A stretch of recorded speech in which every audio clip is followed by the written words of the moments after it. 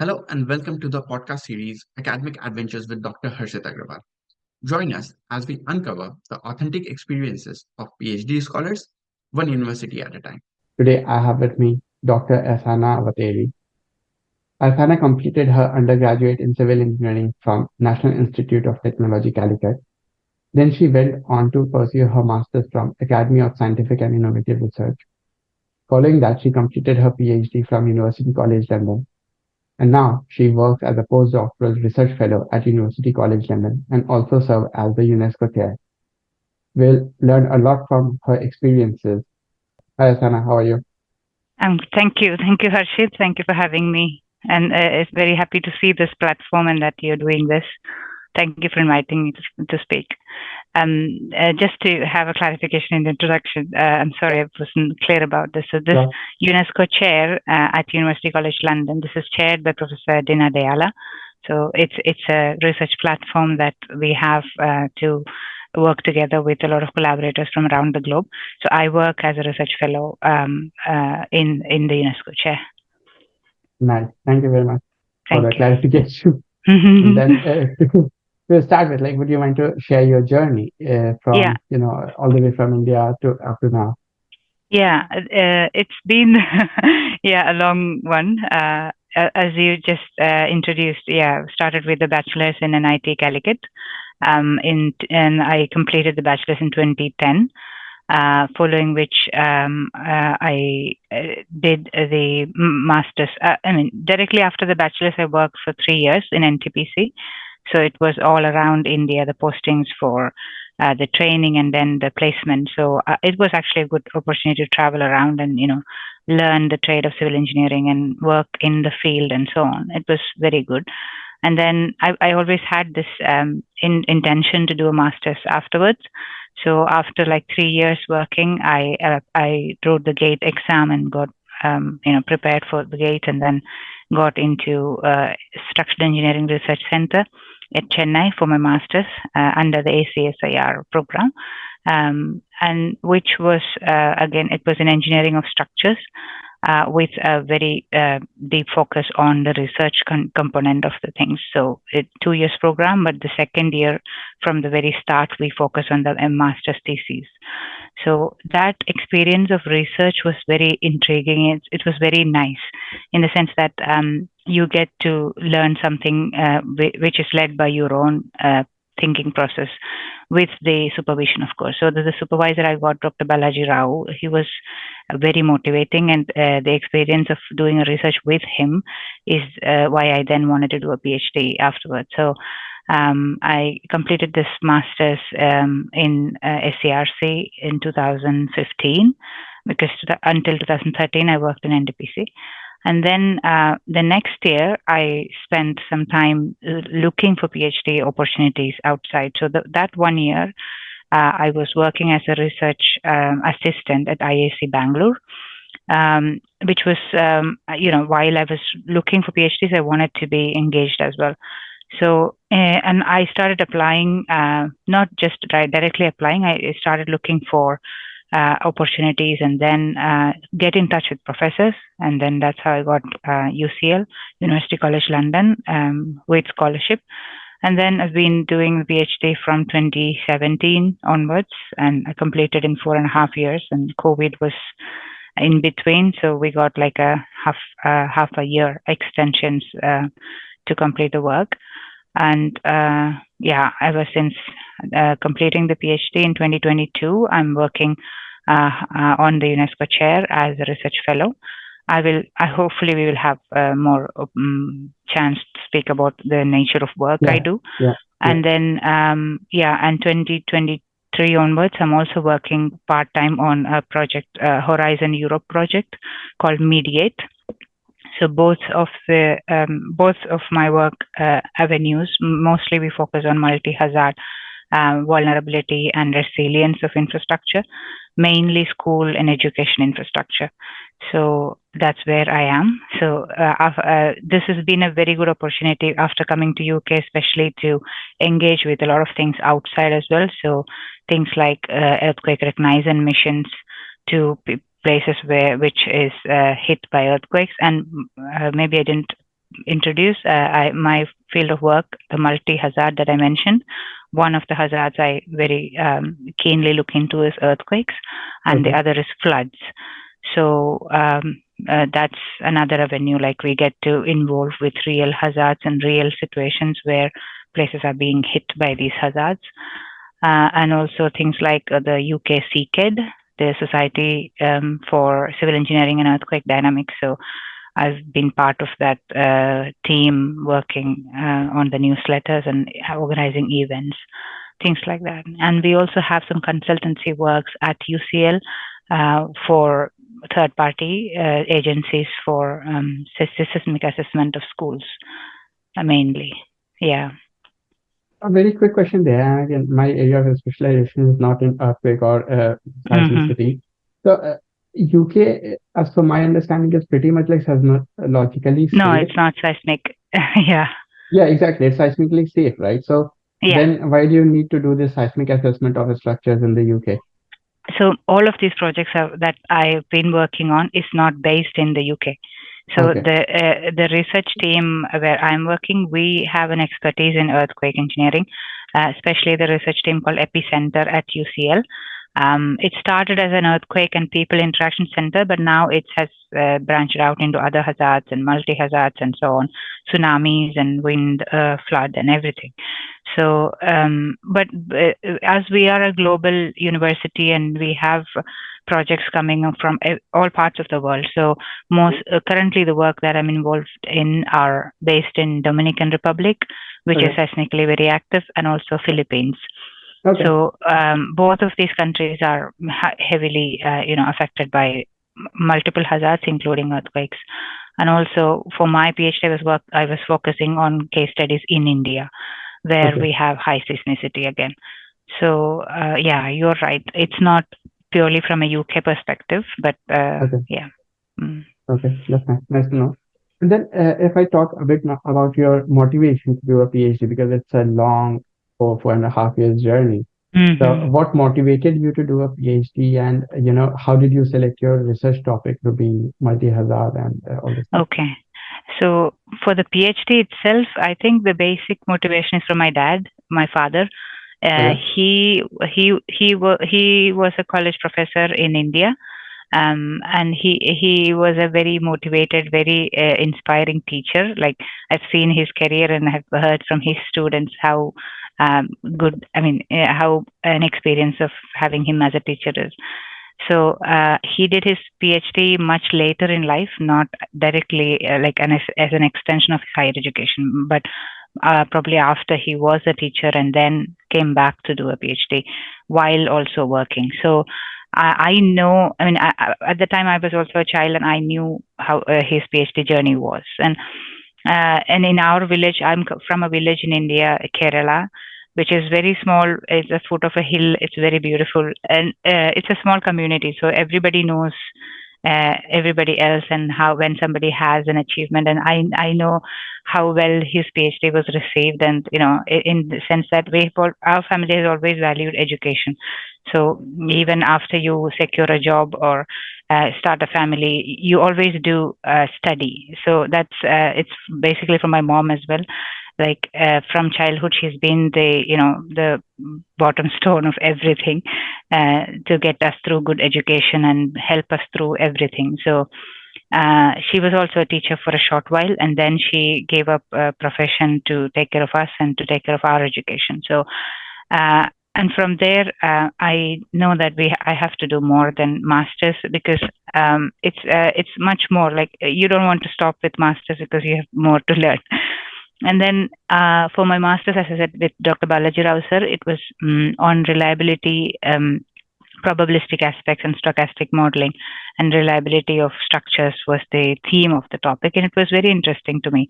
And the way that was, I got the chance to learn was absolutely brilliant. So from that, I thought, okay, if I'm doing a PhD, I can continue looking into this area. But this is a topic that can be applied to any area of structural engineering. For example, I was most looking towards corrosion of bridges and so on in the beginning. for my master's, but the techniques and the skills that you learn is transferable. So this can be applied to, say, transportation or environmental or structural engineering or disaster risk reduction.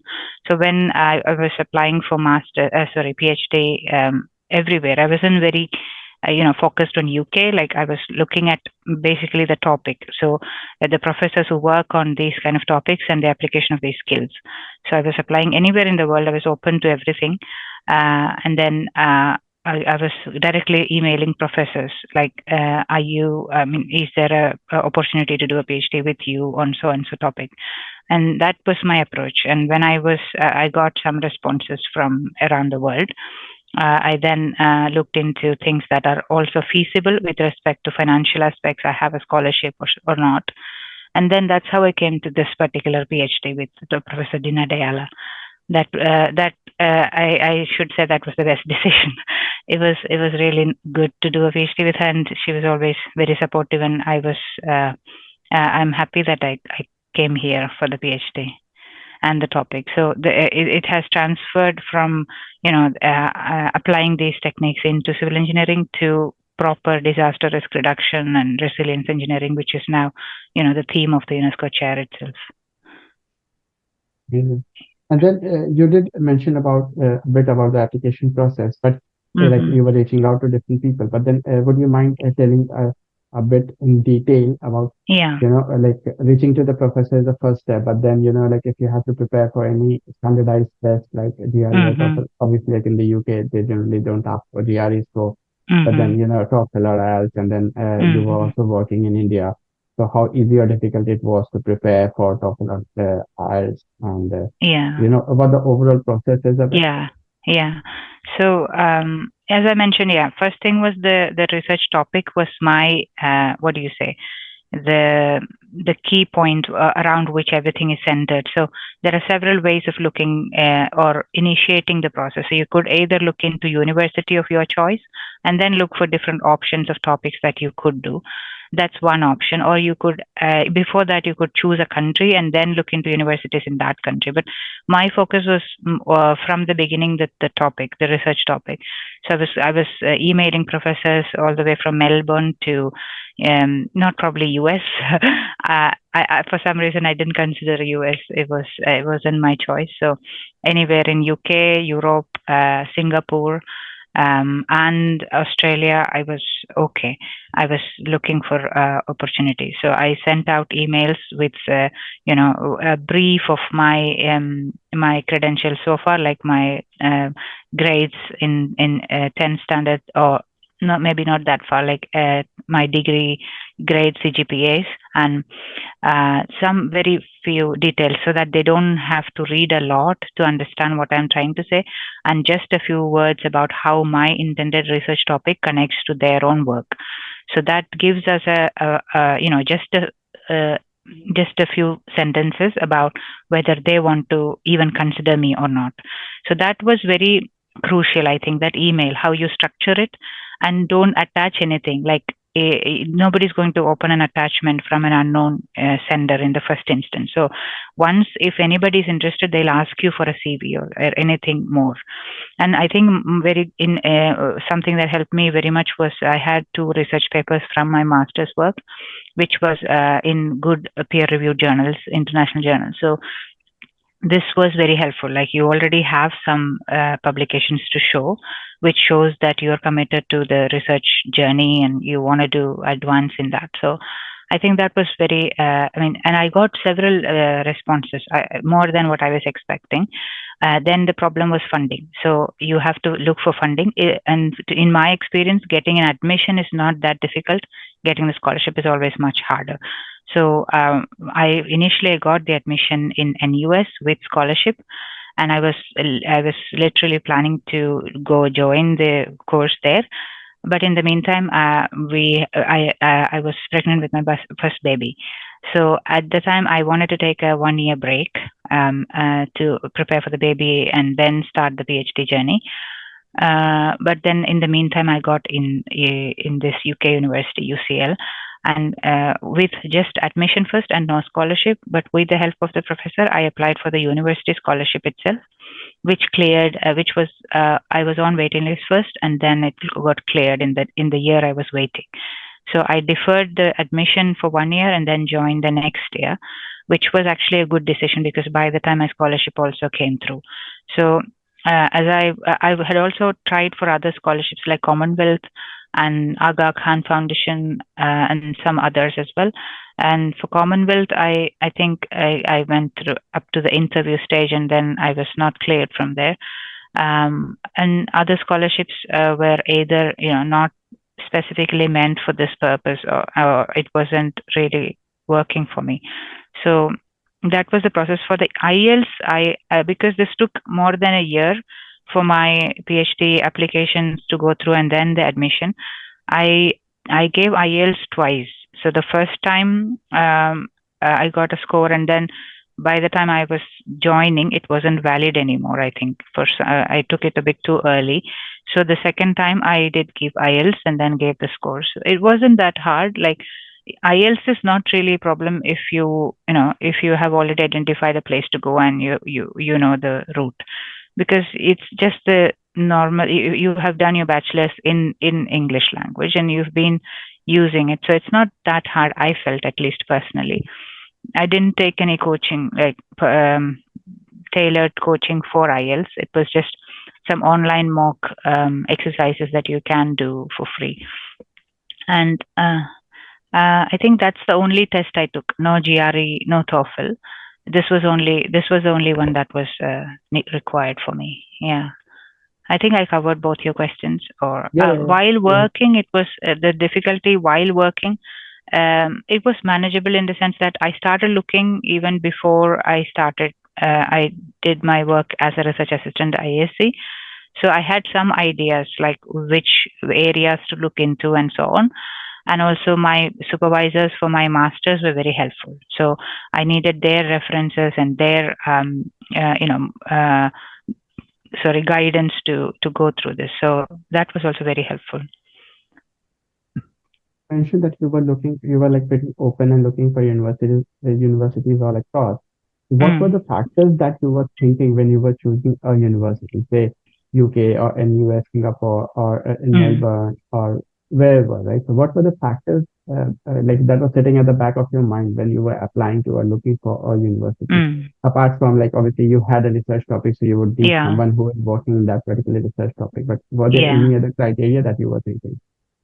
Other than the research topic, I was also looking for the rankings of the university. There are like specific ranking with respect to the topic or the department of whichever area you're working in, and also the overall university rating, as you know, the QR rating or any other.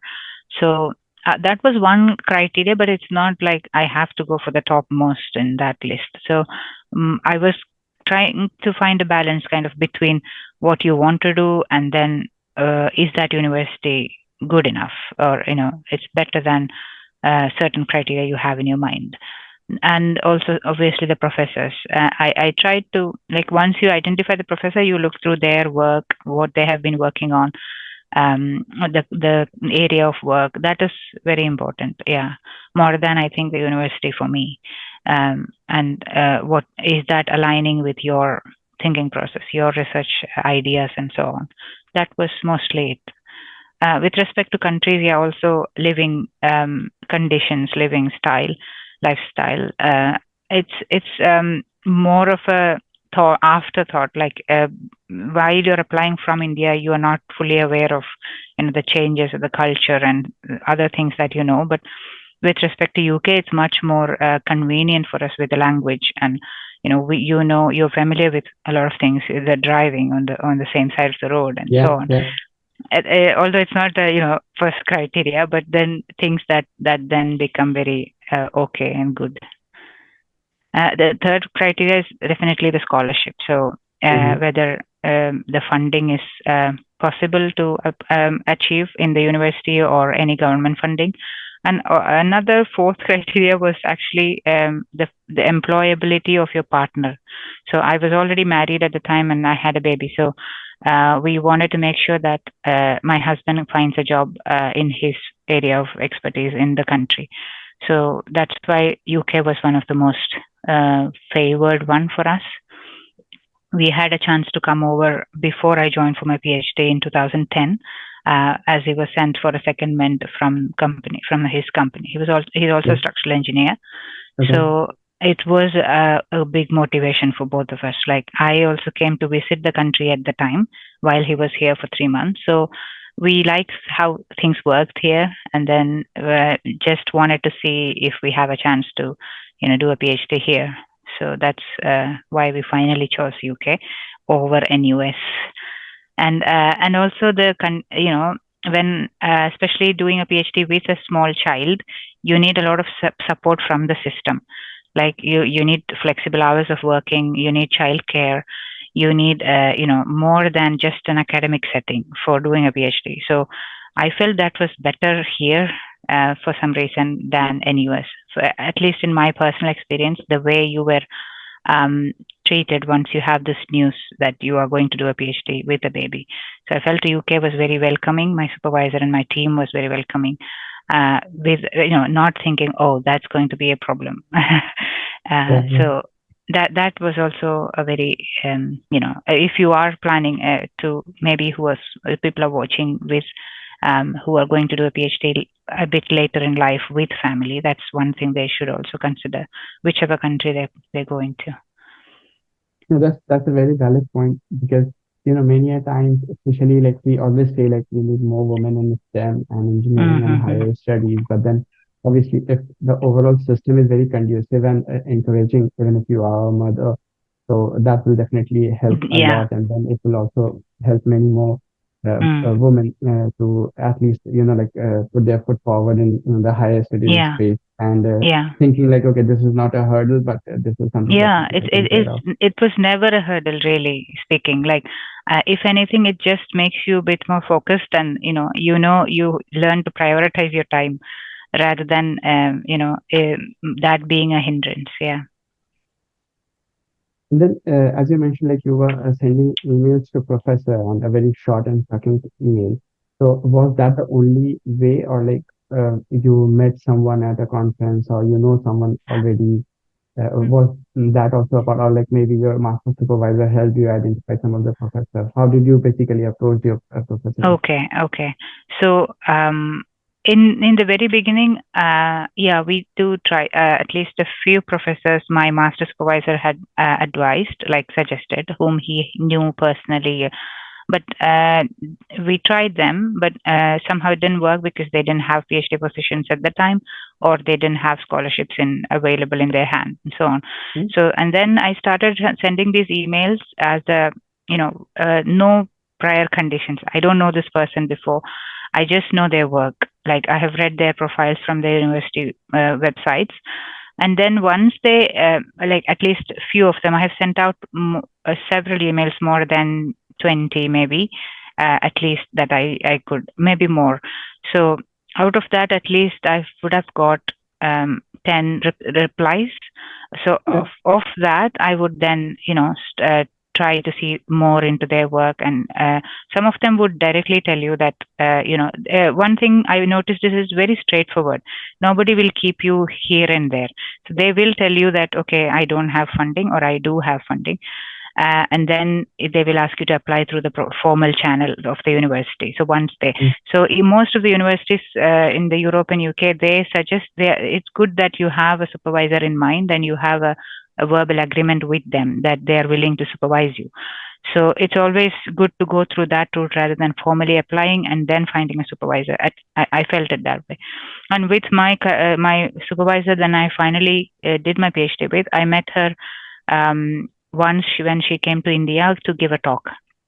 So she gave a workshop really in at IIT Madras, and at the time I went, and I also joined the course for a week at IIT Madras. So but that was after we started talking and after we put an application at the university and so on, not before that. So uh, actually speaking, I did not know anybody from a conference before, or that kind of connections was not working for me.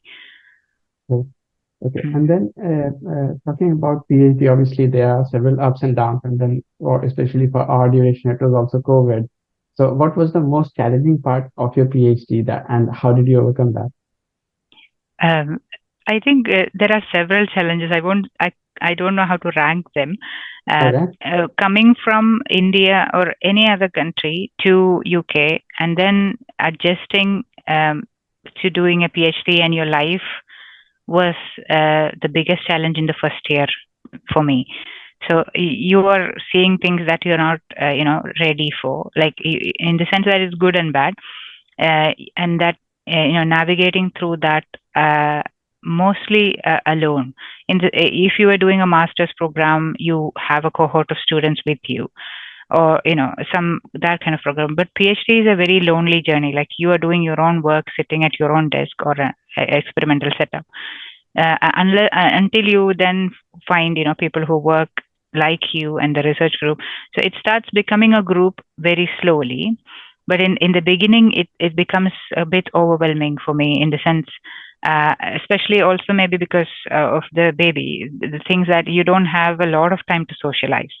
So only way you can get to know people and then you get comfortable in the environment is by socializing outside of your work most of the time. So you go for some evenings with your make some friends and so on. I restricted myself too much from those things, just to give my time very particularly for my baby and my work. That was kind of, I thought that was the right thing to do, but then after half a year you start seeing that it's not working. Like you need a bit more of social environment around you. So once I started doing that, I started going, going with friends and making friends and so on. Then that became much easier. Like life was very normal after that. So my problem was that it was hard for me to relate to most of the students, because most of them are bachelors, and the kind of things that discussion goes around is not what I can sometimes relate to. But then we found a group of students who are also parents. Like I started a society at UCL, Okay. under the students union, and I got a chance to be the, there's an officer for students with parents and carers responsibility. So that path led me to meeting a lot of like-minded people in like situations and doing their PhD. So overcoming that phase in my PhD was probably the hardest, even with the support from my family here and my family back in India. Like they came over and stayed with us to help me with the PhD, my mother especially. And having support from your family, whether your partner or your parents, it's very, very important during the PhD, whether physically they are with you or remotely where they are in India, because you need to have a constant communication channel through like whatever is going on in your mind. So it's beyond your technical work that you're doing for a PhD. So I think overcoming that was my biggest challenge. Once that hurdle was over, it was much smoother for me. Like it was managing more things than before. Like now you have to manage that society you have created. You have to have events for that and so on. But then that was not a problem. Like you can find time for that and the first two things you were prioritizing in a much more efficient way than you were doing before, because you have better presence of mind. You have your mind is open. So I think that was the hardest bit. And other things like technical challenges are always, you have help, your supervisor, your researchers you're working with, you have people to talk to and then sort your problems out. I Mm-hmm. think, yeah, that's the one I would say. That is good to know. Like having a support is obviously like, or like-minded people around you is always helpful. Then you did mention that you had two research papers from your master's, which helped you immensely when you were applying for a PhD. But is it like mandatory that you should have a research paper? Because many a times people are obviously yours was a master's by research mostly, and from a very like elite college, CSIR, everyone knows about it and the good research that they do. So maybe you were able to get like two good research paper in journals, right? But then what about other students?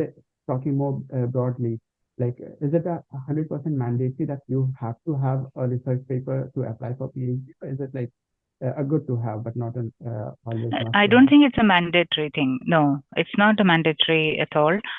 But definitely helps. Like I said, the emails that you send out or the applications that you send, then if you have a paper to cite on that, that's that's definitely an added value. Because like once you go through the process of writing a paper, you know what it takes to from the first stage of getting the idea together to putting the first draft, and then going to the series of revisions with your supervisor, and then with the journal and so on. So that is definitely like an acquired skill that if you were applying for an employment, they would look for your previous experience. So it's something like that. So you are already hitting the road running with in the publications aspect. And the publications is definitely a big part of doing your research. So that's why I think they value it very much, but it's not mandatory condition. And I know most of our master's programs, they don't require a paper to complete your master's program or get you award your degree. Even like for PhD, it's not a mandatory condition in UCL that you should have a paper before your submission, but it's always good to have one. So it's not like you said, it's not mandatory, but still having a good grade is definitely, I think, a good thing to have, like in your subject exams, and also overall an awareness of what you want to do and what areas you want to show that you have done some homework, you know what you want to do. So it's not like you're blindly applying for a PhD position with the supervisor. So if they know that you have done this, and you can show that I'm ready to do the research, it's good. Right. And papers are only part of it. Right. Okay. Yeah. And then again, talking a bit around the papers, is it necessary to be the first author, or like even if you are just one of the authors, fine? Because again, many Ah. times I have talked to a lot of people in India, and based on my own experience as well, difficult to get like first authorship, even if it's your own paper, because Mm. there are so many different Yeah, things you're going on. you're a master student when Yeah, you're yeah, writing it. yeah, Uh, exactly. um, any paper is better than a no paper, I would think. Yeah, Like where whatever position your name is on the author's list. But yeah, I don't I can't really answer for both my papers. I was the first author because yeah, the supervisor I had, he was very keen on getting the student publish and make use of it the best way possible. And yeah, it depends on your supervisor probably how they want the paper to come out, and how well it's written. Like in the sense, maybe the new professors that you are sending the email to, they may not go through the whole paper that you have written, but the journals or the overall how good it is, they can make it out with just the title or the publication where you have it on. So that's, I think, is important rather than whether you are the first author or the second author or the third author. So it really matters that it's a good journal, it's a well done work. okay. Okay, that's Mm. good to know. And like before we move into more like student perspective, would you mind telling us a bit more about your current role as a UNESCO chair and like what you do in Yeah. there? Yeah, sure. So as I said, this is all now our work is on disaster risk reduction and resilience engineering in the context of school education delivery. So as we know, we have several hazards that are affecting existing infrastructure. So when we look at the education infrastructure, we have the buildings, the schools where the education is delivered in a classic setting, in whichever country you're looking into, and then another major infrastructure is the transportation, where the students are able to travel from their houses or their settings to the schools. So we wanted to look into this interaction of hazards with this infrastructure elements and see their existing level of vulnerability or strength or resilience, and then how you can improve it by in order to reduce the total number of days that the children lose in education. So in countries like India, where we have several times the floods happening in a year, that's very significant, the total number of days that are lost in school. And also this element of schools being used as shelters is very important. And as a first line of response, we want the schools to not damage themselves in a hazard, so that at least they can be used as shelters for people whose houses have been damaged. So there is this dynamics of different factors that then result in how resilient system is, and then how quickly you can restart education. So there are several ways of doing that, in the sense that you can think of opening temporary settings or online systems. But if you are looking for a classic education setting, you want as soon as possible to reopen the schools themselves for education. So the UNESCO chair role, which I am doing, we are looking into these aspects of interacting hazards and even not interacting independent hazards affecting these buildings. What is their structural vulnerability from a purely structural engineering standpoint? And then looking in the system perspective, like how these elements interact all together, and then find a system resilience metric, and developing tools for doing this kind of complicated system analysis work. And as you know, this is all everything that we consider has uncertainty, and you have to bring in stochastic approaches to also account for the uncertainty. So in both the UNESCO chair work and the mediate work, we are looking into developing tools to address these kind of problems. And with the UNESCO chair, we are working in different countries, like currently the Dominican Republic and the Philippines mainly, where we are working with the local partners to gather the data and to understand the ground reality, so that they can input into our models rather than we create something and then transfer to them. And also we work on on a recent project to basically co-design similar approaches for them to, and then train them so that they can use the tools without our input in the future. So this is mostly what we are trying to do now. And UNESCO Chair itself has partners all over the world, and different universities and organizations. And the Mediate itself, Mediate is a Horizon Europe project. It's a consortium of about 18 research organizations of UK and Europe, and it's mainly focusing on issues within these countries. So we have 4 test beds in Europe and UK, where multiple hazards have been identified, and then we address them. Yeah, with the UNESCO Chair, one other main activity we do is the dissemination of knowledge that is being acquired within the chair, and also all our collaborators and partners who around the world. So we have regular seminars and workshops online, which is free to attend to anybody. And then also we record it for future viewing. So this is a very good repository of information that we have been creating over the past 2 years. And then please do share the link with me so that I can share it forward. Yeah, sure. Anyone who would like to have a more deep dive into it. And then now let's talk a bit more from the student's perspective.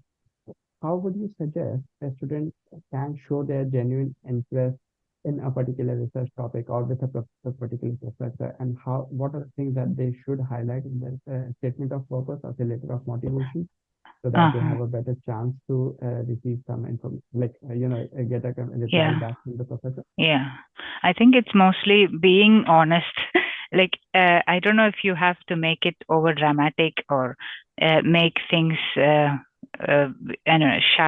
in the paper, but mostly if you know what you're planning to do, why you want to do is your motivation.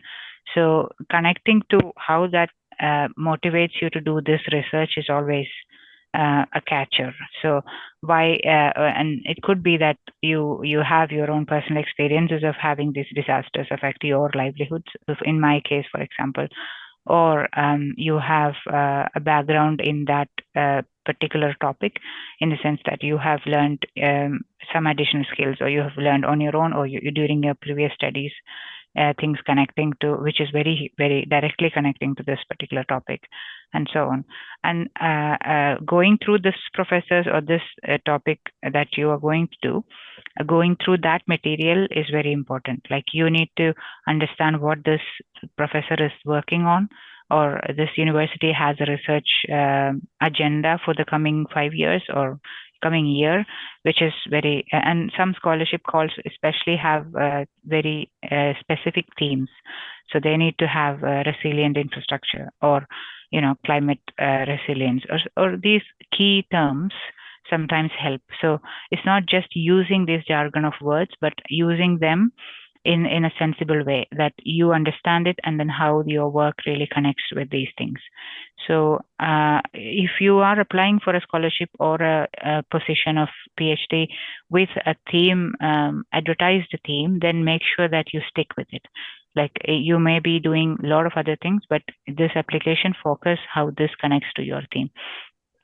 Other than that, um, what they should bring in the SOP, I mean, having some indication of your future plans is also very good. Like in the near time and long time, what you intend to do with your PhD is also hopefully, yeah, helpful. And then now, as you mentioned, like you don't need to have it very polished or very shine. But then Mm. now, many a times when I talk to a lot of people, it's more like ChatGPT and GenAI Mm-hmm. can develop everything for you, right? Like you Mm-hmm. just say a proper prompt, and then they will highlight a lot of things for you. And then even if you go on LinkedIn, there are like so many influencers suggesting, okay, these are the prompts that you should use, and you'll get a Mm. very rousy and flowery letter for something, for all the purpose for that matters, right? Mm-hmm. How would you suggest whether use of Gen AI or ChatGPT is good or not good, or people should refrain, a student should refrain from it, especially when they are writing to a professor or someone? Mm. What would be your take on Mm, my personal choice would be not to use them. Like it takes away your personal take on things. Like even this the construct of of a sentence, it may not be the perfect sentence when you write it. May have, you could always improve it using either Grammarly even, or something like this AI tools. But then that makes it not yours. So I don't know how much that really affects your. I mean, having a flurry or a very polished letter may not be the thing that gets you the position. So, in my experience, at least, I haven't used these techniques. Not, I mean, at the time it was not there, but even it? having the letters checked by your friend or your professor at the time, it might be advisable, because you can correct any obvious grammar mistakes and these kind of things. But beyond that, I don't think you need to make it so artificial. Like what is more important is conveying what you want to say, what you want to do in the research in a clear manner, without having clutter of words and without having these fancy statements of things. So in the coming years, definitely people are going to use them, whether you like it or not. So it might be useful to have it as a tool, just as a guidance, but don't, definitely go all over or using only the tools and then apply for a position, rather than see what you got and then make your own things. Right. Probably that would be my take on this. Right, obviously, it's like writing your first thing, and then maybe use these tools like Gen AI or ChatGPT or Grammarly, as you mentioned, as more of a sign check or a sense check that all the Yeah, grammar and yeah, things are a bit better yeah, as compared to, because obviously we are yeah, not native English speakers, so yeah, we may have a few flaws there. So yeah. that's Because I don't great. know how. I mean, nowadays it's so advanced that it wouldn't create two identical things, even if two people are applying. But still, it becomes a bit more harmonized between people rather than individuals writing it. So yeah, that would be better. Then, talking a bit more from, say, again, identifying a professor perspective, how would you say, like, first thing is obviously, like, how would you know if the professor that you are applying to is supportive, or, like, what the hands-on kind of experience, because every Uh-huh. professor has their own style of work. Someone Yeah. would be like in like very micromanaging. Someone would be like, okay, Mm. it's your PhD, do it yourself. I don't know anything Mm. about it. Mm. Like, Mm. what do you think is the role of a supervisor in your PhD program? And like, is there any way that you can gauge what kind of management style this professor would have? Mhm. It's actually an advanced step in your application. Like you've already identified certain professors or certain universities, and not when in the very beginning or initial starting stage of your planning. So by this stage, I mean, at least you are able to identify a professor. You can actually get in touch with research staff or research students under the supervisor if you want. So at the time, I actually got in touch with some research students under my supervisor, but after we had a lot of chat before that. So, for example, once I was at least a 70% sure that I can get into this university under the supervisor, then I would recommend having that checks. Like if you have several options, how do you choose one of them? Maybe these kind of nuanced information that you might be able to get. So you can talk to the research in any supervisor's profile. They would probably list the students they have. You can connect to them on LinkedIn or through their emails, and you can check. There's no harm in checking. But mostly nowadays, most of their work, most of what their involvements are there on the public platform, YouTube videos or their published work. So that's the reliable bit of information. Like what people can tell you is their own personal experience. So what and how they work and how they supervise is something you cannot control. What you can control is how how we are going to do the work. So I think it doesn't have to bother the students so much. Like once they are willing to do the PhD, no matter what, like what it takes is mostly hard work. So uh, everybody will be okay with that, like what style of supervision. And at least I don't know, in the UK the research environment is very open and friendly, in the sense that you have a very like a relationship with your supervisor is like a colleague rather than they are somebody much above you.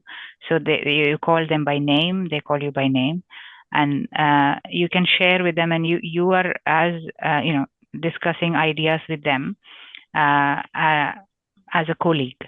So I felt the environment is very encouraging to do free research. Like they don't dictate you to do certain. You Yeah. have to do this way, or you have to do that way. So it's up to you, like how you decide to do. You can always check the methodology with them. They can correct. No, that there is this other methodology is better for this kind of work, or Mhm. they can check your work, they can check your ideas, but mostly you are leading the project. So that should be the most concerning thing, I think. Yeah. Yeah, And that makes sense. yeah, like if you go through their past 2 3 years publications list, for example, Mhm. like how rigorously they are publishing. Like, are they very much focused on getting a paper every 2 months? So that shows the nature of work they are doing, like, or the kind of rigor they are doing in good and both, like good and bad both ways. So I've seen settings where the student is under enormous pressure to publish, which sometimes goes negative. Yeah. But at the same time, you may have less number of publications, but more better journals and so on. So that's some indication. And how they give the list of authors, for example, do they let the students be the first author, or how varied their publications are, in the sense, are they only doing publications with their students or also with their colleagues and other work and so on. So it shows how the kind of work in some sense, but still, yeah, it's very tricky to gauge somebody Mhm. before you actually start working with them. Yeah. Yeah, yeah, That again is yeah, like you cannot gauge everything from interactions or from the yeah, information that is publicly available. It's a bit of a yeah, say gamble, I would say, like which is not in yeah, your control. So you just have yeah, to focus yeah, on your own higher yeah, studies and yeah. your own dedication. Yeah, definitely. Okay. that's ultimately there is some I don't know, we call it luck, like the Yeah, supervisor you get is and how they turn out to be is not in our control. Yeah. exactly. Yeah. Nice. And then did you also have a doctoral advisory committee or something at UCL? And Yeah, we have uh, what's their role essentially? Yeah. we have a first supervisor and a second supervisor. That's the closest contact you have, and you discuss everything with. So the first supervisor for me was mostly I was seeing most often, and she was guiding my work throughout. My second supervisor was changed during the course of my PhD because he got involved in a lot of other projects and also changed department in between. So the second supervisor I then got, he supervised part of my PhD because he was also involved in the similar work before. So that both of the supervision experience was actually very good for me. The second supervisor was very much specific on certain things that it's a new technique that I did not know before, and he was teaching me the specific technique, not the overall thesis as such. So it's very helpful in the sense that you get two perspectives of things. So from your first supervisor, she knows your work through and through, like from A to Z. And the second supervisor, he can give you a more focused review of things or the results and things like this. So that's very always helpful to have more than one person to look at your work. And the other people involved are mostly the departmental level research advisors. And in my work, at least, it wasn't always, I don't know, there wasn't much to do with anybody else other than the two supervisors. Yeah. And then you did mention that you got a scholarship from the university. Then more generically, would you mind sharing a bit or some tips along getting these scholarships, applying for scholarships, and where to find the relevant scholarship? Because obviously Google is one thing, but then is there? I remember there's something around British Council website, and there list a lot of scholarships. But then, are there any other avenues which you might have came across while you were applying? That is good to search for some scholarship. So this is very specific to the country. Sometimes it's specific to the country you're applying to. Sometimes it's very open. So whichever PhD you're doing, and another avenue is through the universities that you're applying itself. So like for example, the Commonwealth scholarship, they are open to all the Commonwealth countries, or the umbrella of countries they are open to. But UKRI scholarship, for example, is only for UK. So it depends, like how you want to look for scholarships is the second step, I would say. Like first look through the universities or the countries you want to apply or the professors you want to work with, and then you can shortlist these scholarships from their own websites, and then have a list of things that you need to do, like their or applications, when is the application window, what are the requirements for the applications, and so on. I think there was a website called Find the PhD, Find the Scholarship, something. Yeah. So they used to have, I think, information on PhDs that come with a scholarship. So several European countries, they have PhDs part of ongoing projects which are already funded. So once you get the PhD position, you are already coming with a scholarship. And you need to also be careful whether the funding is for the home students alone or overseas students. So you know that several UK scholarships are only for home students. So we need to find such opportunities which are open to international students. And college, like for example, UCL has its own scholarship, which I was able to then get, which is fantastic. Like it is open for international students. And the first part, the graduate research scholarship, it covers the UK part of the fees for the course. And then the second part is overseas research scholarship. That covers your overseas part of the fees and also a stipend. Or the other way around, like the graduate research scholarship covers the stipend. So in all together, combine these two scholarships, you cover fully. You have all the fees is covered, and also you get a stipend monthly. which is, I would say the cost of living is another thing that you should consider, whichever place you're going and applying to. So most of the time, these scholarships or these stipends, they cover your expense if you're living as a single student, sharing your accommodation with other students in a university setting or otherwise a private setting. So if you like, for example, you're planning to come with your family and live in the country, that's definitely not sufficient to go on with just that. But like, for example, in UK, your partner is able to work whichever, like in their own professional work, or they can do part-time work which is not skilled work. So there's always opportunities. Only thing is we need to understand and identify which is best for us. Yeah.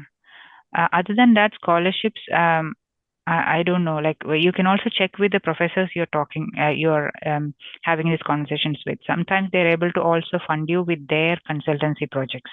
So, which this may not be advertised anywhere. So, sometimes some professors, like I said, they advertise PhD positions with funding, but sometimes they do have funding available for specific things that they want to do through a PhD project, but not fully formalized. So it's possible that they can fund you at least part of your PhD through an industry sponsored project or their own ongoing consultancy project. So depends on the supervisor's nature of work. And the additional thing is the industry sponsored. So that in most cases, I think will be published. Like you can find these opportunities either university websites or the industry who's sponsoring the PhD, their websites. So yeah, I think that's mostly nowadays. LinkedIn is very useful. Like most people post their opportunities on LinkedIn. So yeah, if you take your notifications on for these things, you start getting these. Yeah. So, so very valid suggestions there. And then my last question to you is, you mentioned that you come from a village in Kerala. So, what would be your 2 cents to someone who is sitting as remote as you, say, in a village in India, or like even a small city with big dreams? What would be your suggestion to them? What would be your 2 cents guidance if they want to pursue their dreams abroad, PhD It's or otherwise? it's I don't know. It's a very very big question. Like, if you are motivated, that is one thing. And even in my case, you need to have a certain level of support, like from your family and your surroundings, that you are brave enough to do that step. So even if you could do a PhD anywhere. You doing a PhD in the same country where you are from is also absolutely good. Like, probably harder to get through in some cases. So in my case, I always had the motivation to go outside and see places, explore. That was one definite motivation beyond all the research or the topic. But then once you have the opportunity, yeah, definitely take it. And yeah, it's a bit of a struggle to find the right place you want to go to, the PhD you want to do. But then, yeah, if you're ready to put in the work, it will work. And we don't have to worry whether you're from a small place, a big place, a city, or a village. None of that matters. So all that matters is if you want to do the work, if you're willing to do the work, it will work. And nowadays it's much more, everything is global. Every village, most of the villages must be connected with internet, and you have the same exposure to information, and all these things. The applications are open to everybody. So it's I think the playing field is more competitive and also more even. So make use of that. Great advice there. Thank you very much, Asana, for your time today. Thank you. And I'm 100% sure that with our interaction, there will be a lot of people who will get motivated and learn a lot more about your work, as well as what the PhD life looks like. And it will also motivate a lot of working mothers, or like those who have I given hope up so. on their I kids. hope so. Yeah. It's really good to see. Like, when I started, I was very skeptical. Like, it's only thing I know that I can do it. I want to do it. So Even now, there are students who talk to me when they want to do a PhD after they start a family. So it's just the other day another student from Indonesia, she was discussing this at length. So it's definitely doable. You have to plan and you have to manage things accordingly, but yeah, don't think that this is something that you should be afraid of. Yeah, Definitely. all the best.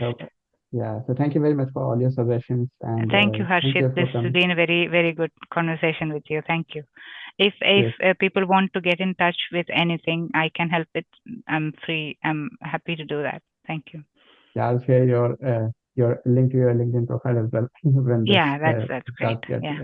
published. Yeah. Yes, Okay. thank you very much. Yeah, thank you. See. Thanks for joining us. That's a wrap on Academic Adventures with Dr. Harshit Agrawal. Comment your thoughts and subscribe to my channel for more inspiring stories. Please share this podcast with your friends and fellow enthusiasts. Until next time, keep exploring, keep learning, and keep growing.